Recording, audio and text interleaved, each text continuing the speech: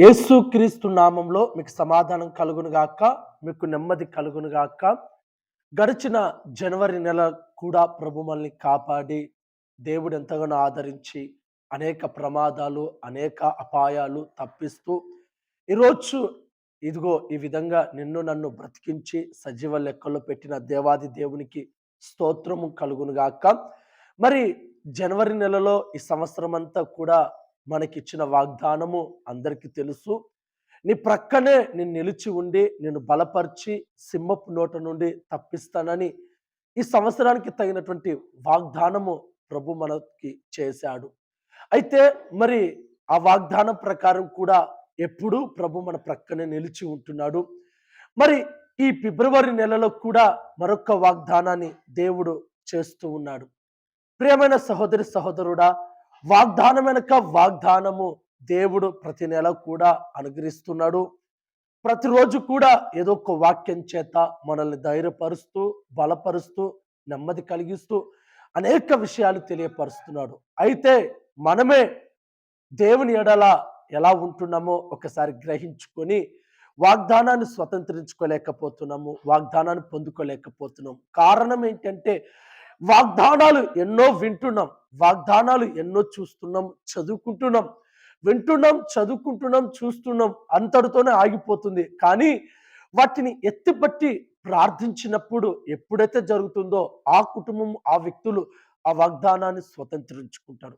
కాబట్టి ప్రియమైన సహోదరి సహోదరుడా, మరి నీవు కూడా ఈ ఫిబ్రవరి నెలలో అనుగ్రహించబోతున్నటువంటి ఈ వాగ్దానం నీవు నీ కుటుంబాన్ని పొందుకోవాలంటే నీవు కూడా విన్నట్టు మటుకు విని వాటిని విడిచిపెట్టక నీవు వాటిని ఎత్తిపట్టి ప్రార్థించినప్పుడు తప్పనిసరిగా ఈ వాగ్దానము నీ పట్ల దేవుడు నెరవేర్చబోతున్నాడు. అందును బట్టి మరి రండి, ఈ ఫిబ్రవరి నెలలో ప్రభు మనకి ఇస్తున్న వాగ్దానం ఏంటో ఒకసారి చూద్దాం. 125వ కీర్తన 4వ వచనం. యెహోవా మంచి వారికి మేలు చేయము, యథార్థ హృదయులకు మేలు చేయుము. ప్రియమైన సహోదరి సహోదరుడా, ఈరోజు లేదా ఈ ఫిబ్రవరి నెలలో అనుగ్రహిస్తున్న వాగ్దానం ఏంటంటే యెహోవా మంచి వారికి మేలు చేయము, యథార్థ హృదయులకు మేలు చేయుము. నిజమే సహోదరి సహోదరుడా, మంచి వారికి మేలు జరగాలి. కానీ ఈరోజు ఎలా ఉందంటే చాలా బాధాకరమైనటువంటి విషయంలో, దుఃఖకరమైనటువంటి విషయంలో, అనేక రకములైనటువంటి జబ్బులతో, వ్యాధులతో కుటుంబాలుగా సతమతం అవుతున్నారు. ప్రతి కుటుంబంలో మేలులు పొందుకోలేక, ఆశీర్వాదాలు పొందుకోలేక, దీవెనలు పొందుకోలేక, ఆర్థిక భారముతో, భయంకరమైనటువంటి చెడు వ్యసనాలతో తల్లడిల్లిపోతున్నటువంటి కుటుంబాలు, వ్యక్తులు ఎందరో కనపడుతున్నారు. అందుకనే దేవాది దేవుడు మన పట్ల ఏం చేయబోతున్నాడంటే మంచి వారికి మేలు చేయబోతున్నాడు. సహోదరి, నీ పట్ల నువ్వు అడుగుతున్నది, దేవా నన్ను దీవించు, నన్ను ఆశీర్వదించు, నా జీవితంలో ఈ మేలు చేయి, ఈ మేలు నా జీవితంలో జరిగించని ఎంతగానో ఆశపడుతున్నావు. కానీ ఆశపడిన నీ ప్రాణానికి, నీ కుటుంబానికి మేలు దేవుడు చెయ్యాలంటే ఈ మేలు పదులుగా నువ్వేట్లా ఉండాలంటే యథార్థంగా బ్రతకాలి, యథార్థంగా బ్రతకాలి. సహోదరి సహోదరుడా, భూమి మీద బ్రతుకుతున్నటువంటి నరమానవుడు కూడా ఏదో నీకు మేలు చేస్తున్నట్టుగా, ఏదో నీకు సహాయపడుతున్నట్టుగా, ఏదో నీకు ఇస్తున్నట్టుగా ఎందరో నటిస్తున్నారు, జీవిస్తున్నారు, సహాయం చేస్తున్నారు. కానీ వారి సహాయాలు, వాళ్ళ మేలులు స్వార్థం కొరకే, కొద్దిసేపటి కొరకే. నీకు మేలు చేసిన వారికి మధ్య ఎక్కడో తగాదాలు ఏర్పడిన, గొడవలు పడిన, మనస్పర్ధలు వచ్చిన వెనువెంటనే చేసిన ప్రతి సహాయాన్ని ఎత్తేసుకుంటారు, చేసిన ప్రతి మేలులు చెప్పుకుంటుంటారు, చేసిన దానికి రెట్టింపు తిరిగి పొందుకోవాలని ఎన్నో చేస్తుంటారు. కానీ మనుషులను నువ్వు ఆశ్రయించినప్పుడు వారు చేసే మేలులు తాత్కాలికమైనటివని గ్రహించాలి. వారు ఇచ్చే సహాయాలు, వారు ఇచ్చే డబ్బు, ధనము కూడా కొద్దిసేపు మాత్రమే ఉండేటివి. కానీ నువ్వు దేవుని మీద ఆధారపడగలిగితే, నువ్వు దేవునిపై ఆధారపడి ఆయన మీద నమ్మకం పెట్టుకొని ప్రార్థించగలిగితే నువ్వు ఏ మేలైతే కోరుకుంటున్నావో, ఏ దీవెనైతే కోరుకుంటున్నావో, ఏ శ్రమైతే పోవాలనుకుంటున్నావో, ఏ కష్టమైతే తొలగించుకోవాలనుకుంటున్నావో, ఏ వ్యాధులు నీ నుండి దూరం అవ్వాలి అని అనుకుంటున్నావో వాటన్నిటిని దూరం అవుట కొరకు, నువ్వు మేలు పొందుకున్న కొరకు దేవుని సన్నిధిలో, దేవుని ఇంటిలో నీవు ప్రతిరోజు కూడా ఈ వాగ్దానాన్ని ఎత్తిపట్టి ప్రార్థించాలి. ప్రార్థించినప్పుడే నువ్వు మేలు పొందుకుంటావు, ప్రార్థించినప్పుడే నువ్వు ఆశీర్వదించబడతావు, ప్రార్థించినప్పుడే నువ్వు దీవించబడతావు, ప్రార్థించినప్పుడే గొప్ప మేలులు చూడబోతావు. ఎప్పుడు ప్రార్థిస్తావో అప్పుడే నీ జీవితంలో కార్యం చేయడం మొదలు పెడతావు. రెండవదిగా ఏమంటున్నా అంటే, యథార్థవంతులకు మేలు చేస్తాడు దేవుడు. ఎవరు పడితే వారికి కాదు. భూమి మీద చాలా మంది ఉన్నారు, కానీ యథార్థమైనటువంటి మనసు కలిగిన వారు లేరు, యథార్థంగా బ్రతికేవారు లేరు, యథార్థంగా జీవించేవారు లేరు. నటించే వాళ్ళే ఉన్నారు మనుషులు. ఈరోజు ఎవరిని చూసినా నటిస్తూ, వేషధారణతో, ఆశిస్తూ, ఏదో ఒక రకమైనటువంటి ఆ యొక్క యథార్థతలో లేకోకుండా ఇష్టం వచ్చినట్టుగా ప్రవర్తించే నరమానవులు, మనుషులు ఎందరో కనపడుతున్నారు. ఇటువంటి వారికి దేవుని మేలులు పొందుకునే అర్హత ఉండదు.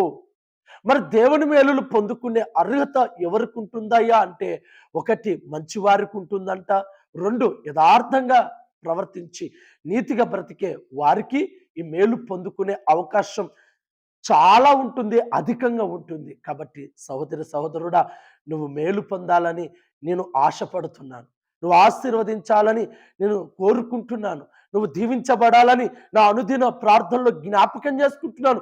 నువ్వు దేవుని చేత ప్రతిది కూడా పొందుకోవాలని ప్రతిరోజు కూడా నాలో నేను పరితపిస్తూ దేవుని ఎదుట మోకరించి ప్రార్థిస్తున్నాను. కానీ నువ్వేమో నీ పనుల నిమిత్తం కాలక్షేపం కొరకు నువ్వు తిరుగుతున్నావు, చేసుకుంటున్నావు, వస్తున్నావు, తింటున్నావు, పడుకుంటున్నావు.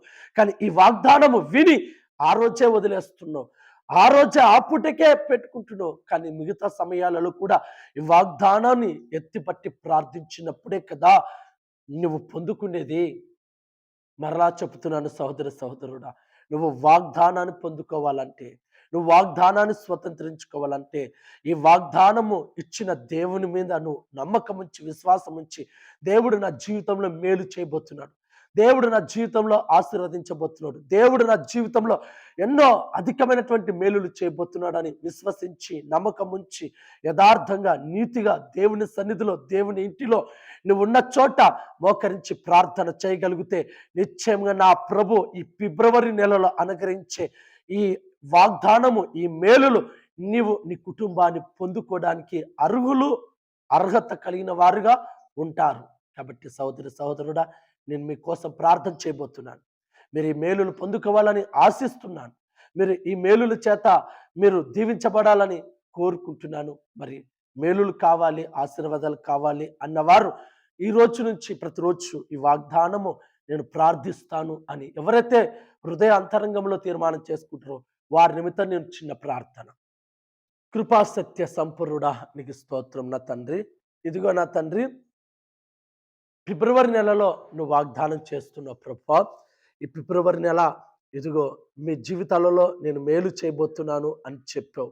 ఎవరి జీవితాలలో అయితే మేలులు, ఆశీర్వాదాలు, దీవెనలు కావాలో నిండుగా అధికంగా వారి జీవితాలలో మేలు చేయమని కోరుతున్నాను, ఆశీర్వదించమని కోరుతున్నాను, దీవించమని కోరుతున్నాను. అట్టి దీవెన, అటు ఆశీర్వాదము, అట్టి మేలులు వారిపై అధికంగా కుమ్మరించమని కోరుతున్నాను. నిజమే, మేలు లేక, ఆశీర్వాదాలు లేక, దీవెన లేక ఎన్నో కుటుంబాలు కూడా ఆర్థికంగా చితికిపోతూ, కష్టాలు అనుభవిస్తూ, శ్రమల పాలైపోయి, కృంగిపోయి, చావును వెతికలాడుతున్న అనేకులు మా కళ్ళెదుట కనపడుతున్నారు. ప్రభువా, నువ్వు మా ఆశలు తీర్చేవాడవు, మా మేలు కోరేవాడవు. కాబట్టి ఎవరైతే ఆశపడుతున్నారో ఈ ఫిబ్రవరి నెలలో వారి జీవితంలో తప్పక ఈ మేలులు అనే వాగ్దానము నెరవేర్చమని, మేలు చేత వారిని తృప్తిపరచమని కోరుకుంటూ నజరేయుడైనటువంటి యేసుక్రీస్తు నామంలోనే అడిగి వేడుకుంటున్నాము తండ్రి. Amen, amen, amen. తప్పకుండా ఈ ఫిబ్రవరి నెల అనుగ్రహించిన ఈ వాగ్దానం మీ జీవితంలో నెరవేర్చును గాక. దేవుని మేలు చేత నువ్వు తృప్తి పొందుకుందుగాక.